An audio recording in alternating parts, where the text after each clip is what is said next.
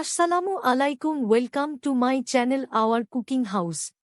আজকে আমরা তৈরি করব চিংড়ি মাছ দিয়ে নুডলসের রেসিপি। আপনারা অনেকেই অনেকভাবে নুডলস রান্না করে থাকেন। আশা করছি আপনারা যদি এভাবে নুডলসটা রান্না করেন আপনাদের কাছে অনেক ভালো লাগবে। আর রেসিপিটি শুরু করার আগে আপনাদের কাছে আমার একটি অনুরোধ থাকবে, আপনারা যারা চ্যানেলে নতুন এসেছেন তারা চ্যানেলটিকে সাবস্ক্রাইব করে আমাদের পাশেই থাকবেন এবং অপেক্ষা করুন নতুন নতুন রেসিপি জন্য। নুডলস তৈরি করতে প্রথমে আমরা একটি পাত্রে পানি নিয়ে নেব, তারপর এতে দিয়ে দেব 1 চামচ তেল, তারপর পানিটা বলক আসলে এর মধ্যে দিয়ে দেব 3 প্যাকেট নুডলস।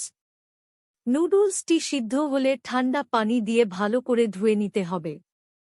এরপর আমরা নিয়েছি 200 গ্রাম মাঝারি চিংড়ি, 2টি টমেটো কুচি, 5 থেকে 6টি ফালি করা কাঁচামরিচ, 2টি বড় সাইজের পেঁয়াজ কুচি করা, 2 থেকে 3 কোয়া রসুন, পরিমাণ মতো ধনিয়া পাতা কুচি, 2টি ডিম।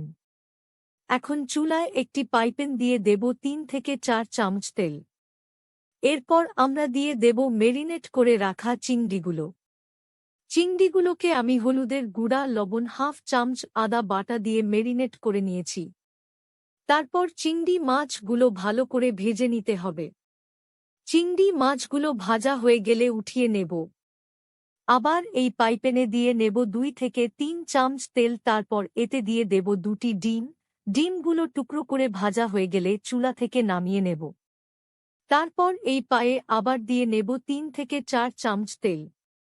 তেলটা গরম হলে এতে দিয়ে নেব রসুন কুচি, পেঁয়াজ কুচি। পেঁয়াজগুলো ভাজার পর হালকা লাল হয়ে আসলে এর মধ্যে দিয়ে দেব ফালি করে রাখা মরিচ। সবগুলো একসাথে হালকা লাল করে ভেজে দিয়ে দেব টমেটো কুচি। টমেটোগুলো একটু ভেজে নিয়ে তারপর এতে দিয়ে দেব ডিম ভাজি ও চিংড়ি মাছ ভাজি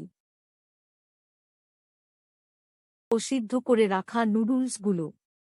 কিছুক্ষণ ভাজা পর এতে দিয়ে দেব 1 প্যাকেট ম্যাজিকি মশলা ও নুডলসের সাথে থাকা মশলা, স্বাদ মতো লবণ। মশলাটি দেওয়ার পর সবগুলো উপাদান 2 থেকে 3 মিনিট ভেজে নিব। তারপর এতে দিয়ে দেব কুচি করে ধনেপাতা। এরপর নুডলসটা চুলা থেকে নামিয়ে নেব। আশা করি আমাদের ভিডিওটা ভালো লেগেছে। ভালো লাগলে আমাদের চ্যানেলটা সাবস্ক্রাইব করে লাইক দিয়ে আমাদের সাথে যুক্ত থাকবেন। ধন্যবাদ।